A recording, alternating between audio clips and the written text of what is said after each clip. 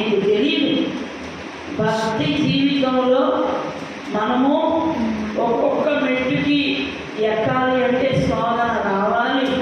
శోధన వస్తేనే శోధన సహించాలి, భరించాలి. ఆ శోధనలో కూడా యేసు ప్రభు మీద ఇంత విశ్వాసం కూడా తగ్గకూడదు.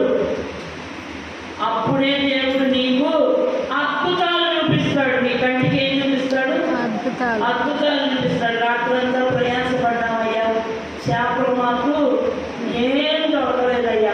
వాళ్ళు ఎంతవరకు ప్రయాసపడ్డారంట? రాత్రంతా ప్రయాసపడ్డారంట. రాత్రంతా పనిచేశారంట శిష్యుడు. యేసు ప్రభు వచ్చి ఏమంటున్నాడు? మీరు అక్కడ వల వేయండి అన్నాడు. ఇప్పుడు మనం కూడా ప్రార్థన చేస్తాం. ప్రార్థన చేసి చేసి చేసి ఉంటాం. పాస్టర్ గారు వచ్చి మళ్ళీ ప్రార్థన చేయమన్నాడు అనుకో, ఎంత విసుక్కుంటాం. ఇంతసేపు అదే చేసిందని ఎంత విసుక్కుంటాం. ఇప్పుడు ఈ శోధన సహించేవాడు ధన్యుడు. మన 4 సార్లు చెప్పండి, 5 సార్లు చెప్పండి అంటే లోపల మీరేమనుకుంటున్నారు నాకు బాగా అర్థం లేదు.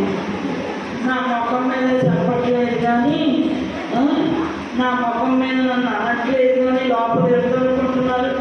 చెప్పిన మాట మా చేత చెప్పిస్తుంది చూడు, విసుగుదల. కానీ అక్కడ ఆ శిష్యునికి ఏం చెప్తున్నారు వాళ్ళు? ఆయనను మేము ప్రయాసపడ్డామయ్యా కానీ మాకేమీ దొరకలేదు, మీ మాట చొప్పున వల వేస్తాము అని వల వేసినప్పుడు ఏం జరిగిందండి? వాళ్ళ కాళ్ళకి ఏం చూపించాడు దేవుడు? అద్భుతాన్ని చూపించాడు. ఏం చూశారు వాళ్ళు? అద్భుతం. వాళ్ళ జీవితంలో ఎప్పుడు అన్ని చేపలు వాళ్ళకి దొరకలా. ఆయన మాట చొప్పున వల వేయగానే ఏం జరిగింది?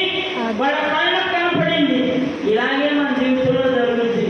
మనం చేసిన పని మళ్ళీ మళ్ళీ చేయమని ఎవరైనా చెప్పారనుకో, మనకి అంత విసుగు, చిరాకు, కోపం. ఉచితంగా వచ్చేదేంటి? డబ్బులు పెట్టకుండా వచ్చేది కోపమే. తేలిగ్గా వచ్చేస్తుంది, తొందరగా వచ్చేస్తుంది. కానీ యేసు ప్రభు చెప్పిన మాట, ఇప్పుడు యేసు ప్రభు అంటే అప్పుడు ఉన్నాడండి, ఆయన చెప్పాడు. ఆయన యేసు ప్రభు కాబట్టి విని వాళ్ళు వలేశారు కాబట్టి వాళ్ళు విస్తారమైన చేపలు పట్టుకున్నారు. ఇప్పుడు మేము ఎవరి మాట వినాలి? యేసు ప్రభు మా కంటికి కనపడ్డు కదా అని మీకు డౌట్ వస్తుంది. ఆయన వెళుతూ ఎవరిని వదిలి వెళ్ళాడు? ఇక్కడ పరిశుద్ధాత్మ దేవుని. వేరొక ఆదరణకర్త వచ్చి మిమ్మల్ని ఆదరిస్తాడని పరిశుద్ధాత్మ దేవుని విడిచిపెట్టి వెళ్ళాడు.